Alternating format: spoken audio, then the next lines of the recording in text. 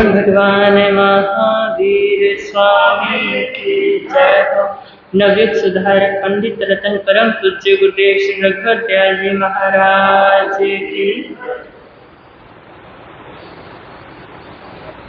तेरे चरणाच जीना है, तेरे चरणाच मरना है, तेरे चरणाच जीना है, तेरे चरणाच मरना है। तू कष्टी सांभ ले मेरी, तू बेड़ा पार करना है। तू कष्टी सांभ ले मेरी, तू बेड़ा पार करना। हो जड़ जाना इस पार, लहरातों की डरना है। हो जड़ जाना इस पार, लहरातों की डरना है। जनु तेरे एतबार, दुनिया की करना है। जिन्हों मिल जाए तेरा प्यार, तेरे बाद न सरना है। तू दुख दे या सुख मैनो, ओही हर हाल जरना है। तेरे चरणाच जीना है, तेरे चरणाच मरना है। तेरे चरणाच जीना है, तेरे चरणाच मरना है। तू कष्टी सांभ ले मेरी, तू बेड़ा पार करना। भले मेरी, तू बेड़ा पार करना है। फिक्र नहीं कोई रही, चरणाल बिच ला लिया। दुनिया मेरी हुन ता तुझी, तेरे विचों मैं तरफ पा लिया। फिक्र नहीं कोई रही, चरणाल बिच ला लिया। दुनिया मेरी हुन ता तुझी, तेरे विचों मैं तरफ पा लिया।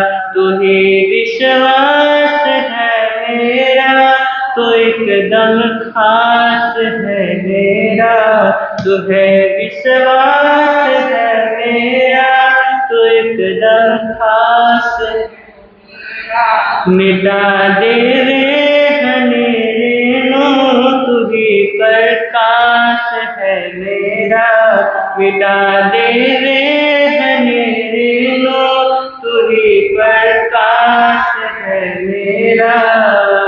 जो बहना है हरदम, ओ प्रेम झरना है। तेरे बच्चों की जीना, जीना भी मरना है। तू आखेगा भी होना, नहीं कुछ और करना है। तू आखेगा वही होना, नहीं कुछ और करना है। तेरे चरणाच जीना है, तेरे चरणाच मरना है। तू कष्टी सांभ ले मेरी, तू बेड़ा पार करना है। ओ जिड़ जाना इस पार, लहरातों की डरना है। जिन तेरे एतबार, दुनिया तक करना है। जिन्हों मिल जाए तेरा प्यार, तेरे बाजों न सरना है। तो दुख देवे या सुख मैनो, ओही हर हाल जरना है। तेरे चरणाच जीना है, तेरे चरणाच मरना है। तेरे चरणाच जीना है, तेरे चरणाच मरना है। तू कष्टी सांभ ले मेरी, तू बेड़ा पार करना है। तेरे चरणाच जीना है,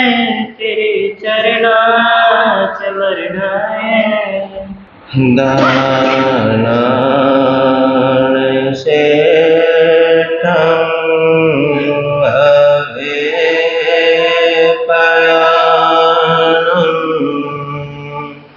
सच्चे सुवर्णवज्रं वयन्ते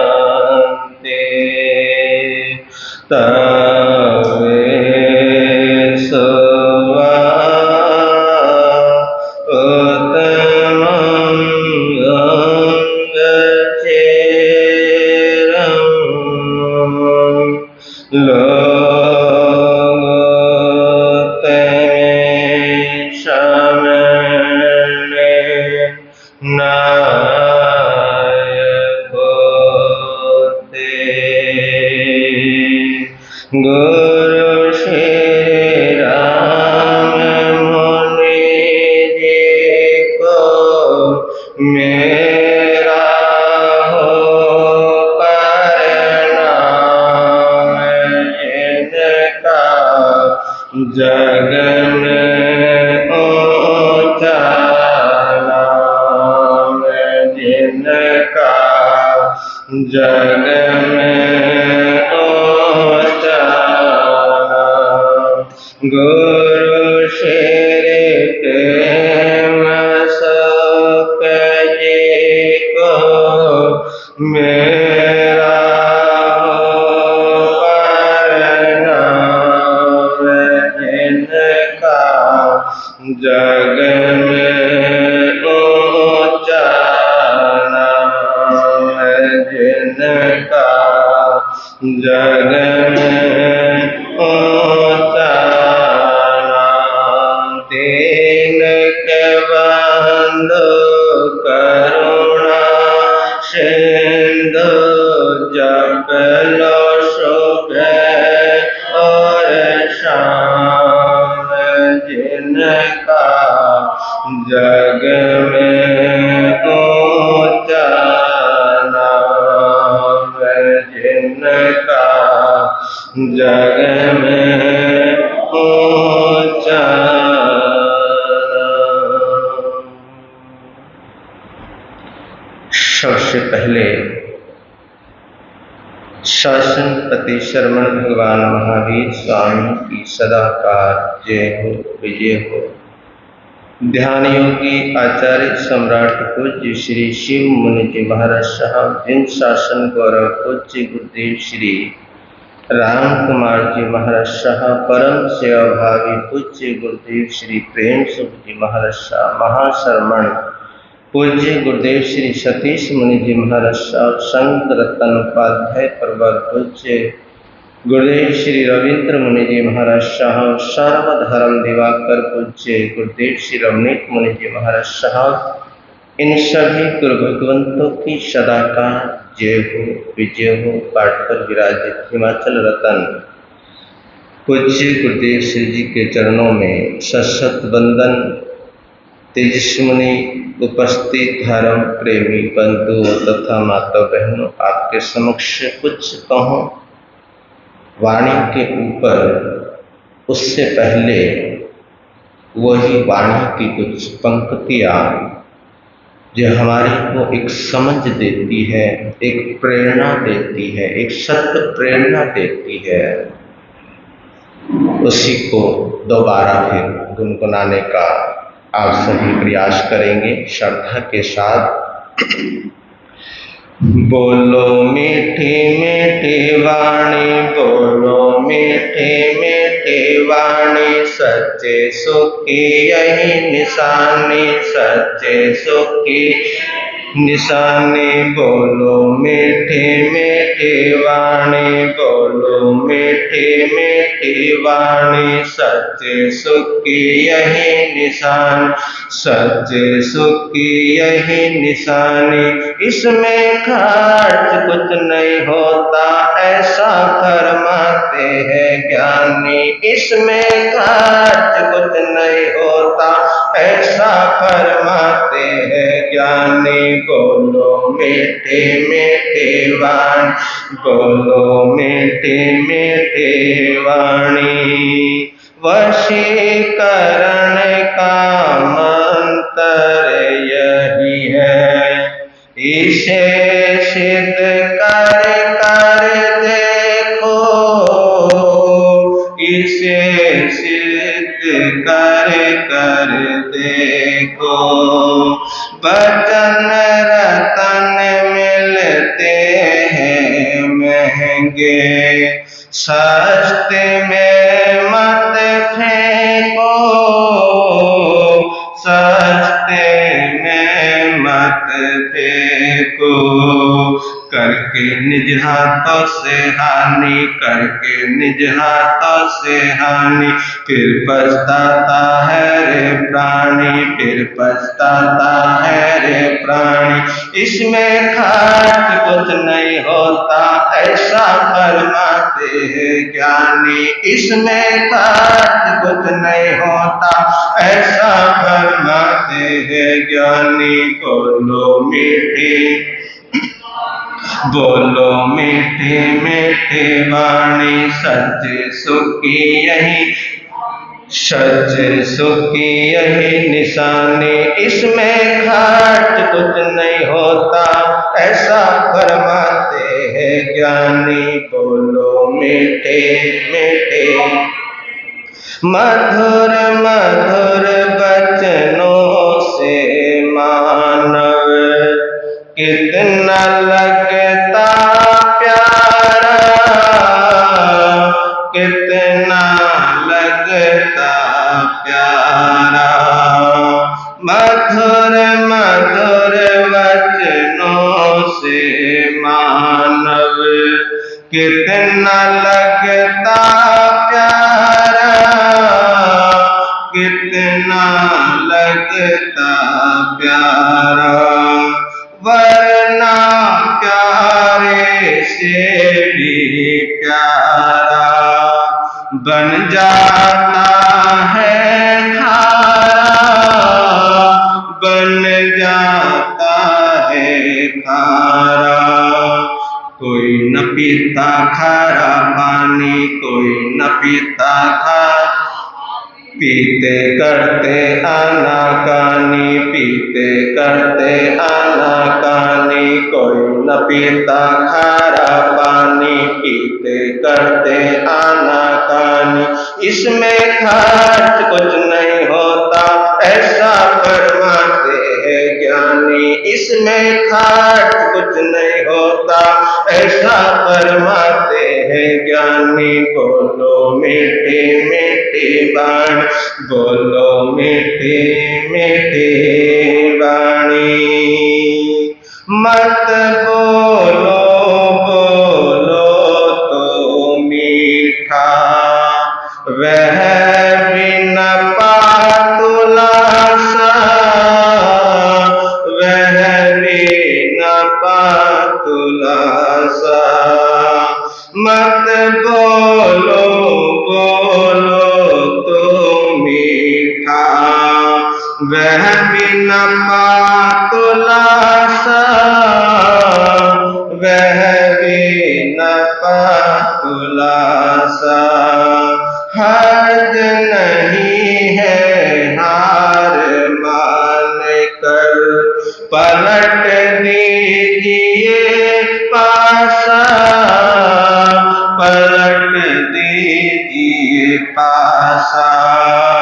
करिए इतनी सी कुर्बानी, करिए इतनी सी कुर्बानी, अगला होगा पानी पानी। करिए इतनी सी कुर्बानी, अगला होगा पानी पानी।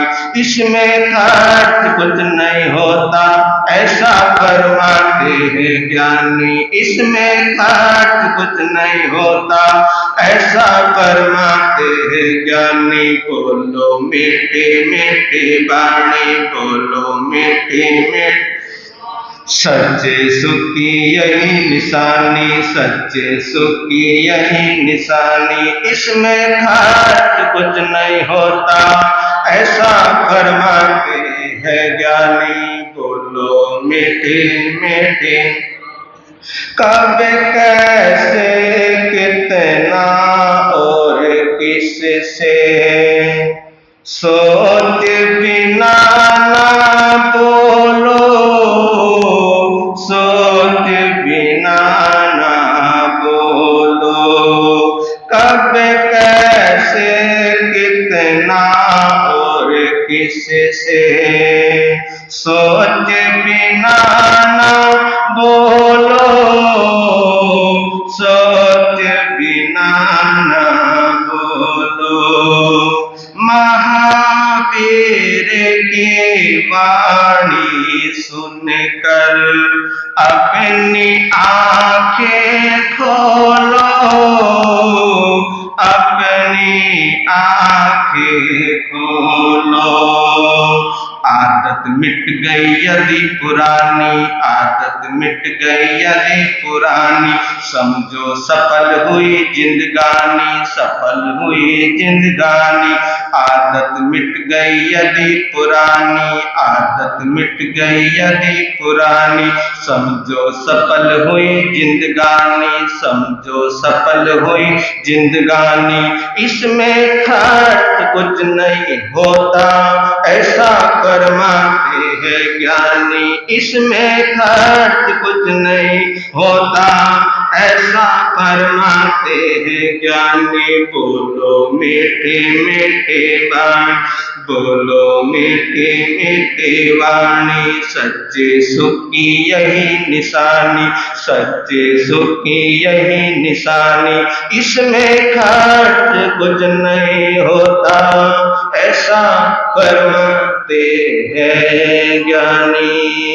बोलो मीठे मीठे वाणी। सबसे बड़ा अगर वशीकरण मंत्र है तो वो है हमारे शब्द, वो है हमारी वाणी, वो है हमारी जुबान।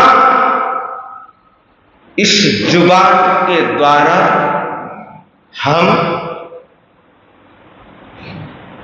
दूसरे को बस में भी कर सकते हैं और इस जुबान के द्वारा हम दूसरे को अपने से दूर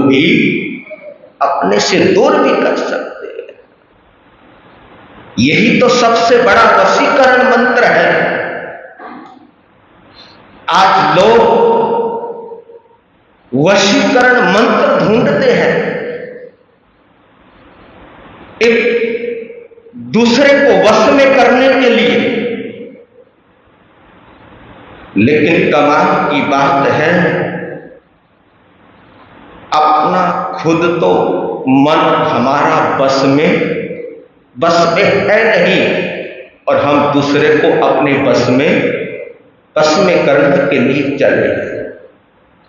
लेकिन जो ये वाणी है, ये जो जुबान हमारे को मिली है, बोलने की ताकत, बोलने की शक्ति जो हमारे को मिली है, इसलिए कहते हैं कि शब्द किसी के दिल पर जख्म भी कर देता है। शब्द किसी के दिल पर जख्म भी कर देता है और शब्द किसी का दिल का मरहम भी बन जाता है। जुबान तुम्हारी है, तुम कुछ भी बोलो। जुबान मिली है भैया, है ना, बोलने की क्या मिली हमारे को? बोलने की ताकत मिली है, बोलने की शक्ति मिली है। जुबान तुम्हारी है, तुम कुछ भी बोलो। तगड़ी तुम्हारी है, तुम कुछ भी तोलो। जुबान तुम्हारे को मिली है, तुम कुछ भी बोलो। तगड़ी तुम्हारी है, तुम कुछ भी तोलो। एक नेक सलाह मेरी भी ले लेना, एक नेक सलाह मेरी भी मानो। जो भी बोलो, जो भी बोलो वो आहिस्ता से बोलो। जो भी बोलो वो आहिस्ता से बोलो, मधुर बोलो, मीठा बोलो।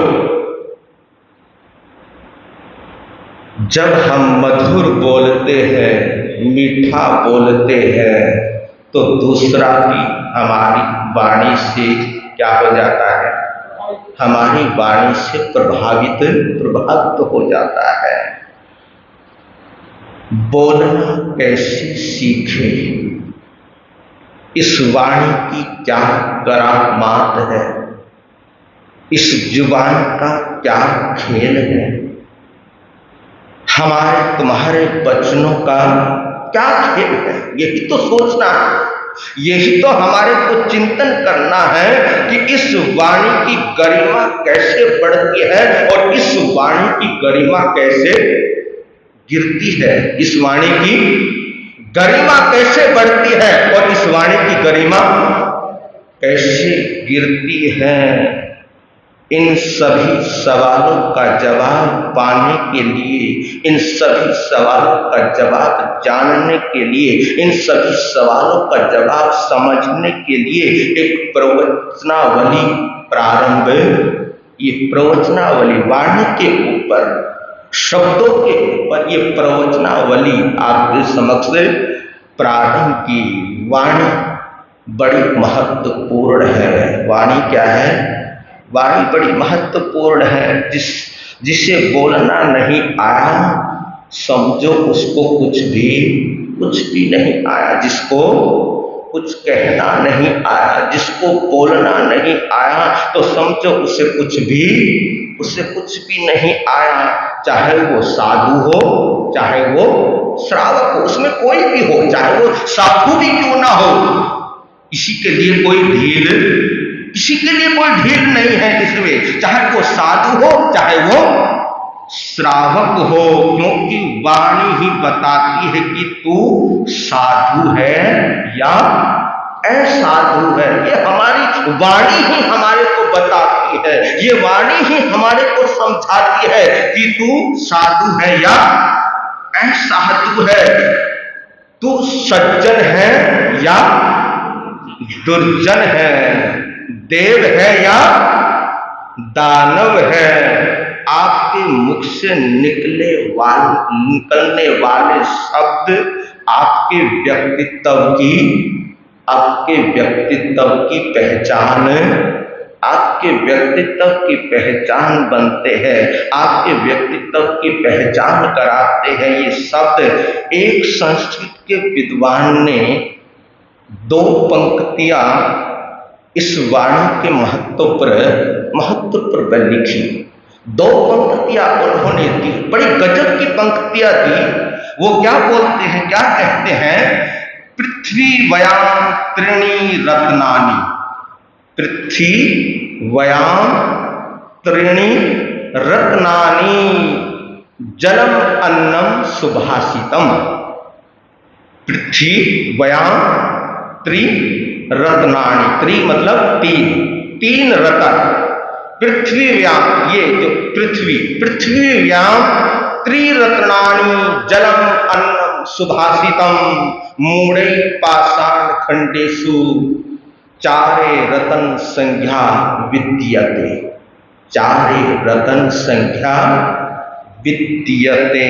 क्या बात है, क्या कमाल की बात कही। कवि की कल्पना का भी कोई जवाब नहीं है। जब कवि अपने में डूबता है, जब अंदर डूबता है और अंदर डूबकर जब कवि के शब्द बाहर निकलते हैं, बाहर आते हैं, जब वो शब्द कविता में बनते हैं, तो उन शब्दों का कोई जवाब नहीं होता है। कवि ने इस तरह इस नादान दिल को समझाने का क्या किया, समझाने का प्रयत्न किया है, समझाने का प्रयास किया है। यानी इस धरती पर, इस धरा पर, इस दुनिया में 3 ही रत्न हैं। पृथ्व्याम त्रीणि रत्नानि, इस धरती के ऊपर, इस दुनिया में 3 ही रत्न हैं, 3 ही दौलत के खजाने हैं, 3 ही जवाहरात हैं। यदि ये नहीं है तो जीवन क्या है, जीवन बेकार है। जीवन निस्सार है, जीवन खतरे के अंदर पड़ सकता है, हमारा जीवन खतरे में आ सकता है। अगर ये तीन रतन नहीं है तो जीवन क्या पड़ सकता है? जीवन खतरे में आ सकता है, खतरे में पड़ सकता है। यही तो सच्ची दौलत है, यही तो सच्ची दौलत है। ये ना हो तो चाहे कितने भी रतन क्यों ना हो, ये तीन रतन ना हो, चाहे कितने भी रतन क्यों ना हो, सारे के सारे रतन इन तीन रत्नों के सामने क्या है? इन तीन रत्नों के सामने बेकार है। कौन से? जल, अन्न और सुभाषितम। जल, अन्न और सुभाषितम।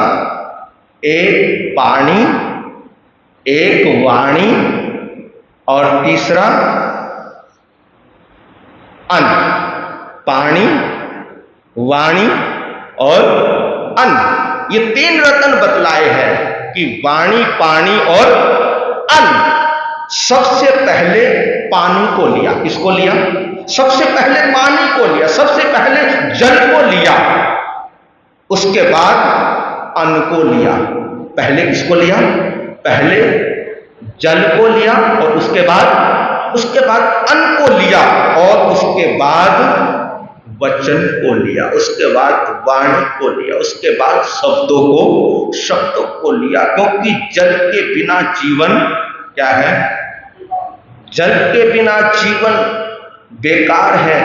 ये आप भी जानते हैं और ये हम भी जानते हैं कि जल के बिना, पानी के बिना जीवन क्या है? जीवन बेकार है। जल ही जीवन है ना? जल ही जीवन है। और एक स्लोगन बड़ा प्रसिद्ध है, आपने वो पढ़ा भी होगा। वो स्लोगन है, जल है तो कल है, जल नहीं तो जीवन नहीं। जल है तो कल है, जल नहीं तो जीवन नहीं। हमारे तुम्हारे जीवन की कल्पना बिना जल के, बिना पानी के हो ही नहीं सकती। आपकी और हमारी इस बॉडी के अंदर, इस काया के अंदर, इस शरीर के अंदर 70-80% पानी है। इस बॉडी के अंदर क्या है? इसके अंदर 70-80% इस बॉडी के अंदर क्या है? पानी है, जिसके ऊपर ये सारा का सारा ढांचा चलता है। ये शरीर जिसके ऊपर चलता है, 80% किसको कहते हैं? 80% किसको कहते हैं? जल के ऊपर ये जीवन हमारा, जल के ऊपर ये जीवन हमारा टिका हुआ है। क्योंकि प्यास लगती है तो क्या चाहिए? अगर प्यास लगती है तो जल चाहिए, अगर प्यास लगती है तो पानी चाहिए। चाहे कितने भी आपके पास धन दौलत क्यों ना हो, चाहे धर्मार क्यों ना हो आपके पास धन दौलत, परंतु उससे आपकी प्यास, उस दौलत से आपकी प्यास बुझने वाली नहीं है। जिंदगी क्या पड़ सकती है? खतरे में पड़ सकती है। अगर हमारे पास धन दौलत है तो वो धन दौलत हमारी जिंदगी की रक्षा नहीं कर सकती। ये कागज के जो टुकड़े हैं, कागज जो ये धन है, जो ये दौलत है, उस समय ये काम नहीं आते। जिस समय क्या लगती है? बोलो, जिस समय प्यास लगती है तो उस समय धन दौलत, ये कागज के टुकड़े काम नहीं आते। उस समय क्या काम आता है? जल काम आता है, पानी काम आता है। क्योंकि पानी ही प्यास को क्या कर सकता है? पानी ही प्यास को बुझा सकता है। एक शरीर की प्यास होती है, एक इस काया की प्यास होती है। कि पानी पियो और प्यास क्या हो जाती है, प्यास बुझ जाती है। और एक आत्मा की भी प्यास होती है, आत्मा की, एक आत्मा की भी प्यास होती है। जो आत्मा की जो तृप्ति कर देता है, उसके जीवन के अंदर आनंद ही आनंद होता है। प्यास लगी है तो प्यास किससे बुझेगी? पानी से ही बुझेगी, जल से बुझेगी, पानी से ही। आप कितने बड़े सेठ क्यों ना हो, आप कितने बड़े धनवान क्यों ना हो, कितने गरीब हो, कितने बड़े आप सेठ हो और कितने आप गरीब हो, ये महत्व नहीं रखता है।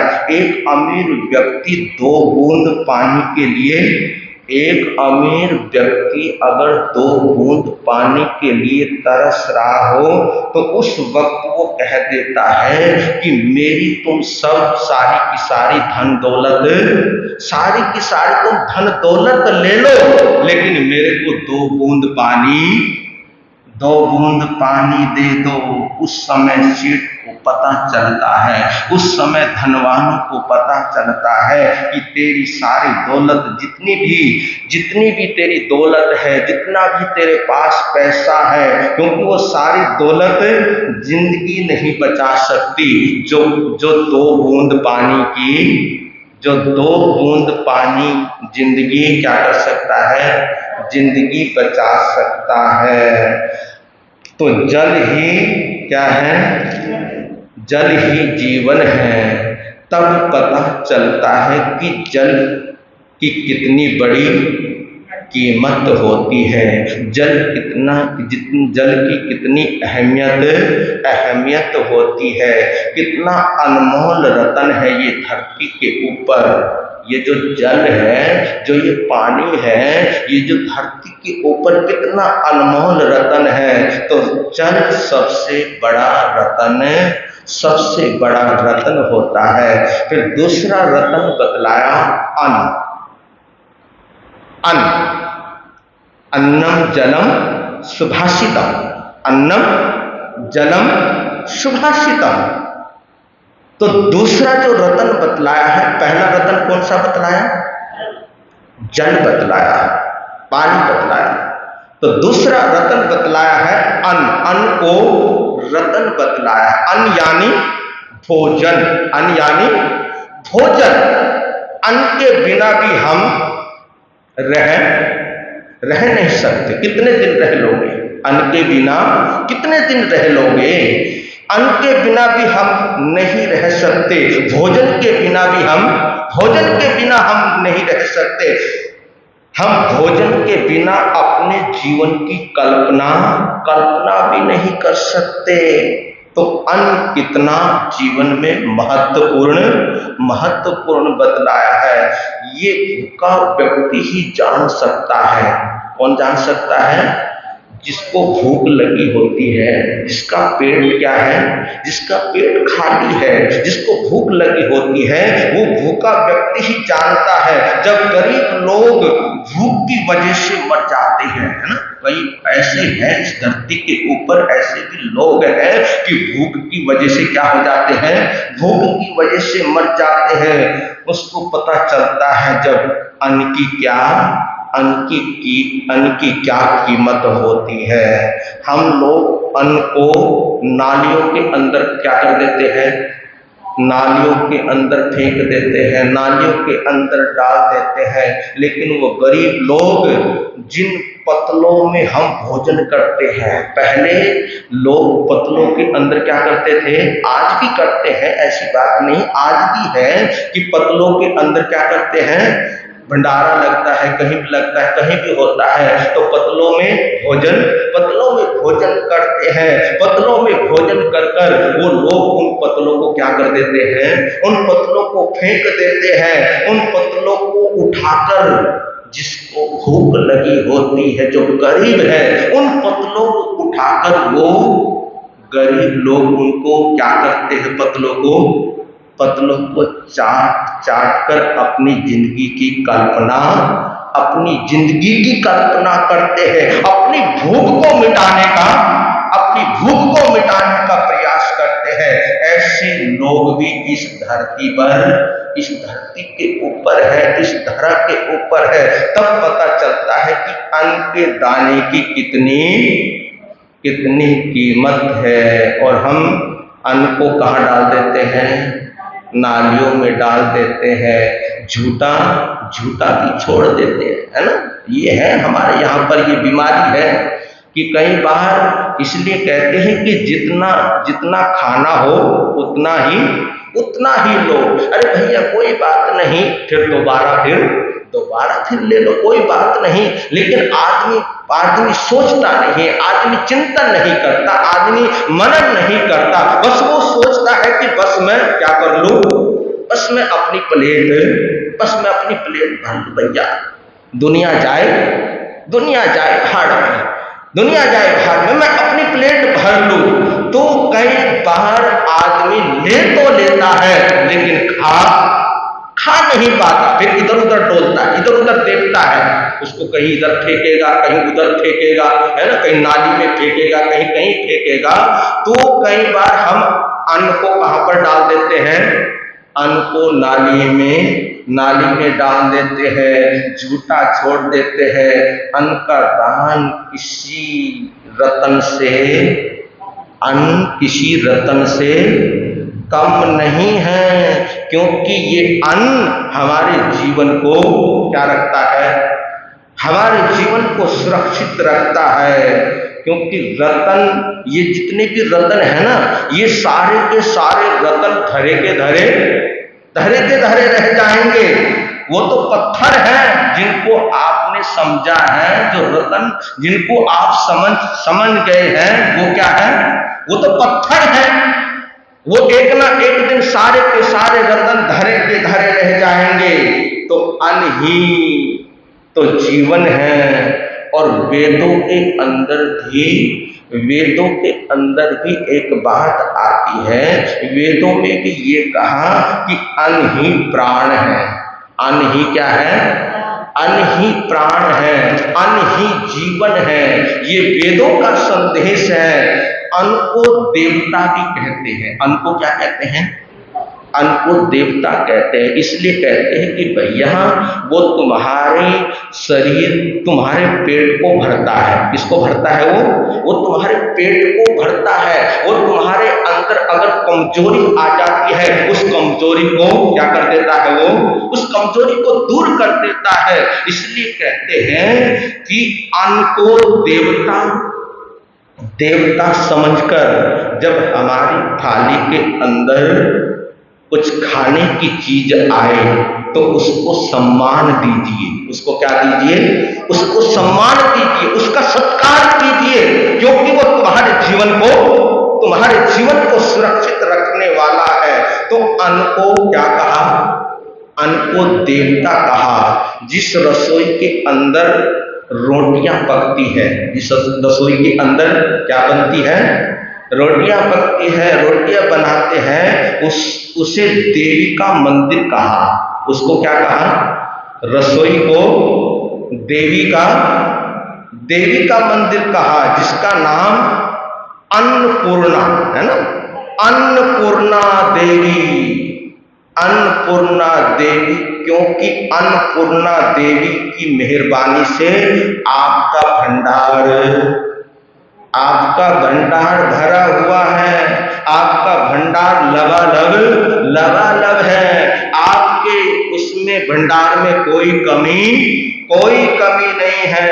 आपके पास कितनी भी दौलत क्यों ना हो, जब भूख लगती है, आपके पास कितनी भी दौलत क्यों ना हो, लेकिन जब भूख लगती है तो रोटी ही अच्छी लगती है। आप चाहे कितने भी जूस पर जूस पीते रहो, है ना, आप चाहो कितने ही जूस पर जूस पीते रहो, कितने ही तुम शरबत, कितने भी तरह के तुम शरबत पीते रहो, लेकिन भूख तो रोटी भूख तो रोटी से ही मिटती है, अन्न से ही बल मिलता है, अन्न से ही ताकत मिलती है, अन्न से ही शक्ति मिलती है, अन्न से ही जीवन मिला करता है। तो सबसे पहला जो रतन बतलाया वो कौन सा है, याद है आपको? जल, और दूसरा अन्न, और तीसरा इसके ऊपर फिर चर्चा करेंगे क्योंकि समय हो रहा है। जो गम किसी को हमने दिए वो गम तो हमें को देने पड़ेंगे, लेने पड़ेंगे, लेने पड़ेंगे, लेने पड़ेंगे, लेने पड़ेंगे। क्या? जो गम किसी को हमने दिए वो गम तो हमको लेने पड़ेंगे। ले चलता हूँ आपको चंपापुरी, चंपापुरी के बाहर चबूतरा, चबूतरे के ऊपर जूता। जो कोई भी परदेशी आता पहले 12 जूते मारता, फिर नगरी को देखने जाता। ये रहस्य है इस कहानी का, और इस रहस्य को खोल रहा है उज्जैनी का सेठ लक्ष्मीधर अपने सेवक रामू के समक्ष। कुछ दिन पहले, काफी टाइम हो गया, पता नहीं आपको याद भी है, कहां छोड़ा था मैंने, याद है कि आनंदपुर का राजा कौन बन गया? गोविंद सिंह आनंदपुर का राजा बन गया। अब देखिए दूसरी तरफ चलते हैं। जन्म देने वाली मां गोविंद सिंह और चंपक लता को जन्म देने वाली मां महारानी चंद्रवती का चिंतन चल रहा है। और चिंतन भी क्या चलता है? सोचती है कि ये संसार एक मंच है, ये संसार एक मंच है, और हर कोई इस मंच पर अपना खेल खेलता है। हर कोई अपना खेल दिखाता है, हर कोई अपना खेल दिखाने के लिए आता है। और इसके पीछे भी कोई ना कोई कारण होता है। इसके पीछे भी हमारे कर्म होते हैं, और वो कर्म रूपी डायरेक्टर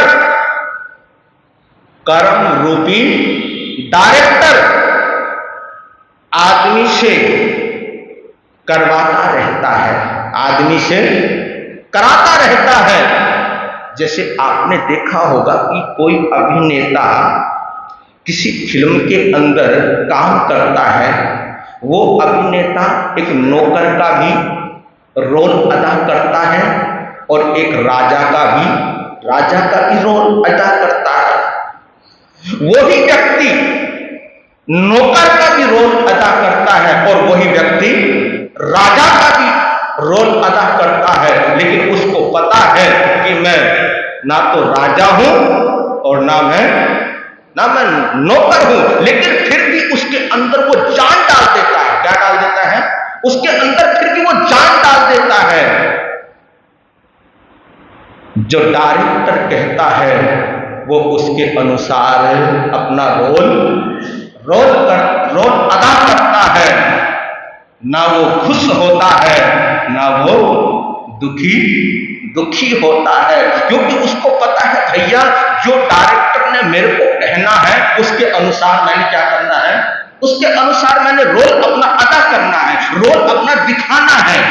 तो वो उसके अंदर उलझता नहीं। इसी प्रकार चंद्रवती भी सोचने लगी कि ये सब कर्मों की ही क्या है, कर्मों की ही लीला है। सोच ही रही थी, इतने में वो 12 की 12 रानियां चंद्रवती के पास आई और चंद्रवती के पास आकर कहा कि बहन तू कैसी है, क्योंकि बीच बीच में आती रहती थी, पूछती रहती थी कि कहीं उस चंद्रवती को कोई शंका कोई शंका ना हो, बीच बीच में आना पूछना। तो 12 की 12 रानी पहुंच गई चंद्रवती के पास। कहा कि बहन तू ठीक तो है ना, तू कैसी है? कहा कि मैं ठीक हूं, मैं मजे में हूं। और इतनी सहानुभूति दिखाने लगी। सहानुभूति दिखाते दिखाते दिखाते आंखों में, बाहर रानियों की आंखों में क्या आ गए? आंसू आ गए। ये आंसू नकली है या असली है? कैसे ये आंसू? असली है नकली है ना? तो आंसू आ गए और सहानुभूति दिखा रही 12 की 12। तो चंद्रवती ने कहा कि बहन इसमें रोने की क्या बात? ये तो मेरे अपने क्या है? ये तो मेरे अपने कर्म है। देखिए कमाल की बात है, पीहर भी नहीं है मेरा, क्योंकि मेरे पिता भी नहीं है। क्योंकि पिता से क्या होता है? पिता से ही तो पीहर होता है। मेरे पिता भी नहीं है, मां भी नहीं है, और मेरे स्वामी जी ने भी मेरे को क्या कर दिया? विसार दिया। कोई बात नहीं।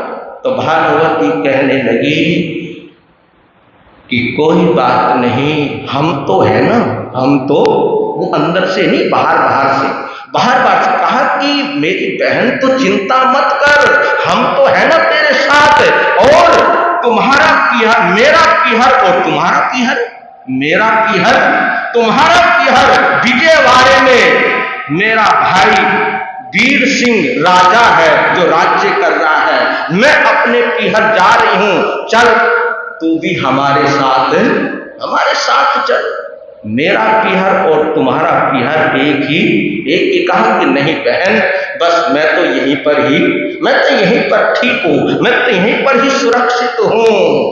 फिर चंद्रवती ने पूछ लिया कि स्वामी जी कैसे हैं? स्वामी जी कैसे हैं? राजा चंद्रसेन कैसे है? स्वामी जी कैसे हैं? उनकी तो पूछो ही मत, उनकी तो पूछो ही मत। जाते हैं, पता नहीं कहां जाते हैं। पहले तो जाते थे तो सुबह जाते थे तो शाम को वापस आ जाते थे, लेकिन 1 हफ्ता हो गया उनको गए हुए, अभी तक लौटे नहीं। तो चंद्रवती ने कहा कि हो सकता है पहले तो मेरे को लेकर आए थे, 13वीं को लेकर आए थे, हो सकता है अब 14वीं का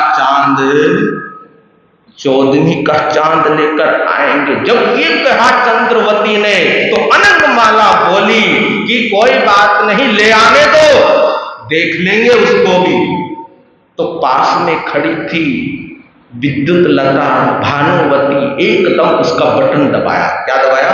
उसका बटन दबाया, क्योंकि वो कहना चाहती थी कि जैसे हमने 13वीं के साथ किया वैसे उसके साथ करें। एकदम बटन दबाया और कहा कि चंद्रवती को कहा भानुवती ने कि बहन ठीक है, अब हम चलते हैं, तुम अपना क्या रखना, तुम अपना ख्याल रखना, तुम अपना ध्यान रखना। तो 12 की 12 चल पड़ी। रास्ते में भानुवती ने कहा अनंगमाला को कि तू ये क्या करने जा रही थी? तू यही तो बोलना चाह रही थी कि जैसे हमने 13वीं के साथ किया वैसे ही हम 14वीं के साथ कर देंगे। अगर मैं ना होती पास में, अगर मैं तेरा बटन ना दबाती तो तू सारी की सारी पोल पट्टी आज ही क्या कर देती? आज ही खोल देती। थोड़ी सी शांति रखा कर, बोलने में थोड़ा क्या रखा कर, ध्यान रखे कर, बोलने में विवेक रखा कर। और फिर अनंगमाला ने कहा भानुवती को कि बहन तुम चंद्रवती को कह रही थी कि मेरा पीहर और तुम्हारा पीहर एक ही बात है, तुम उनको अपने साथ ले जाने के लिए कह रही थी। अरे ये तो सब कहने की बात होती है। क्या होती है? ये तो सब कहने की बात होती है। कौन साथ में ले जा रहा था? ये तो सब कहने की बात होती है। और अगर हम चंद्रवती को अपने साथ ले जाते तो वहां पर कौवों को कौन उड़ाता? जैसे ही ये बात कही तो 12 की 12 हंसने लगी और हंसते हंसते पहुंच गई महल में। और उधर राजा चंद्रसेन अपने घोड़े पर बैठा है, चल रहा जा रहा है, जाते जाते जाते आनंदपुर की सीमा पर पहुंच गए। एक बड़ा सा पेड़, एक बड़ा सा वृक्ष, उस पेड़ के नीचे चंद्रसेन सुस्ताने लगा, खड़ा हो गया। खड़ा ही हुआ था, इतने में क्या देखा कि एक 12 सिंगा हिरण उधर से जा रहा, तो एकदम से अपना तीर निकाला। मन में ये ख्याल आया कि ये जो 12 सिंगा हिरण है ना, ये बड़ा ही क्या है, बड़ा ही खूबसूरत है, बड़ा ही सुंदर है, और मैं इसको मारकर इसकी जो खाल है उस खाल को मैं अपने महल में सजाऊंगा। ये भावना लेकर तीर निकाला, और जैसे ही तीर की टंकार होती है, उस टंकार को सुनकर हिरण क्या हो गया, भाग गया। तीर छूटकर दूर जाकर गिरा। जैसे ही दूर जाकर गिरा तो आनंदपुर के राजा गोविंद सिंह ने अपने पहरेदारों को लगाया हुआ था कि कोई भी आदमी मेरी सीमा के अंदर शिकार खेलता हुआ ना मिले। अगर मिल गया तो उसको पकड़कर राजमहल में लेकर आइए। तो देखा कि ये तीर कहां से आया है, और तीर जिधर से आया है उधर की ओर वो चल पड़े। देखा क्या कि एक राजा पेड़ के नीचे खड़ा हुआ है। उसको क्या कर लिया सिपाहियों ने घेर लिया, उसको बंदी बना लिया, और बंदी बनाकर खड़े हो गए। राजा ने कहा कि भैया मेरा कसूर क्या है, मेरा अपराध क्या है कि तुम्हारा ये अपराध है, क्योंकि ये जो सीमा है ये आनंदपुर की सीमा है, और जो आनंदपुर के जो राजा है उन्होंने यहां पर शिकार खेलना निषेध किया हुआ है। तुमने बाण चलाया, तीर चलाया, किसको मारने के लिए, हिरण को मारने के लिए। अब तुम्हारे को राजसभा में जाना पड़ेगा। तो चंद्रसेन पहुंच गया, कहां पर, राजसभा में पहुंच गया। अगले दिन राजसभा जैसे लगी, जैसे ही चंद्रसेन सामने आता है, आमने सामने, उधर गोविंद सिंह और उधर चंद्रसेन। गोविंद सिंह की नजर पड़ी राजा चंद्रसेन के ऊपर, और जैसे ही नजर पड़ी वैसे ही गोविंद सिंह ने चंद्रसेन को क्या कर लिया, पहचान लिया। लेकिन गजब की बात देखिए, राजा चंद्रसेन ने भी गोविंद सिंह को देखा था, लेकिन चंद्रसेन गोविंद सिंह को पहचान नहीं पाया। क्यों नहीं पहचान पाया? इसलिए नहीं पहचान पाया क्योंकि वहां तक उसका दिमाग गया ही नहीं। कहां तक कि वो तो एक बाबा की कुटिया में कोई कौन रहता था, युवक रहता था, और वो राजा कैसे बन सकता है, वो तो मामूली सा इंसान था। इसलिए राजा की नजर नहीं गई। तो गोविंद सिंह ने चंद्रसेन को क्या कर लिया, पहचान लिया, और जैसे ही पहचाना पास में आया, और जैसे ही पास में आया तो गोविंद सिंह ने कहा कि तुम्हारा क्या अपराध है, कहा कि अंदाता मेरा बस इतना सा ही अपराध है कि मैंने हिरण को देखकर मेरे अंदर लालच आ गया। मेरे अंदर क्या आ गया? मेरे अंदर लालच आ गया, और उस लालच के वशीभूत होकर मैंने हिरण के ऊपर क्या छोड़ दिया, बाण छोड़ दिया। बस इतना सा ही मेरा क्या है, इतना सा ही मेरा गुनाह है। गर्दन नीचे, शर्म के मारे झुकी हुई है। किसकी? राजा चंद्रसेन की गर्दन नीचे झुकी हुई है। गोविंद सिंह ने देखा कि राजा अपनी गलती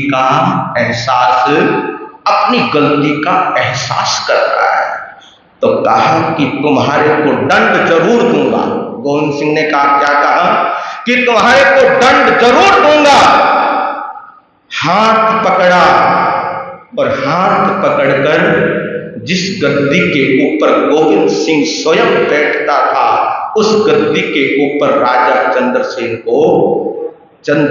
को बिठाया और कहा कि राजन, मैं तो अभी अभी राजा बना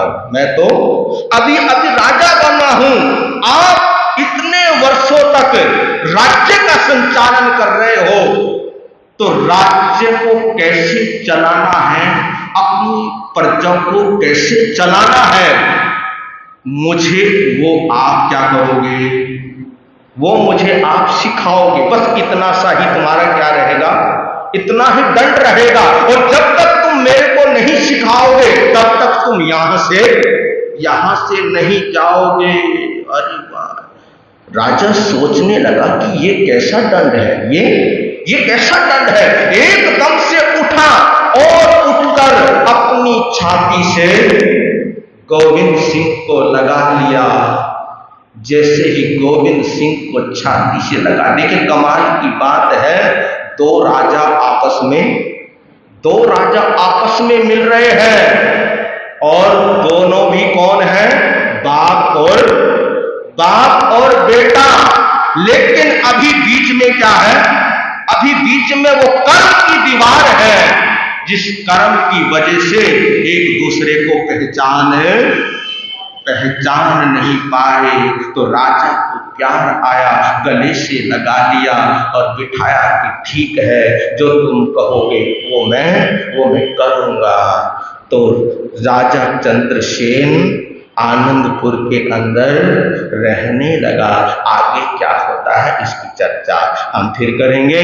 वीर नाम के हीर मोती गुरु, हीर मोती मैं बिखराऊं गले गले। ले लो रे कोई राम का प्यारा, शोर मचाऊं गले गले। ले लो रे कोई गुरु का प्यारा, शोर मचाऊं गले गले। हो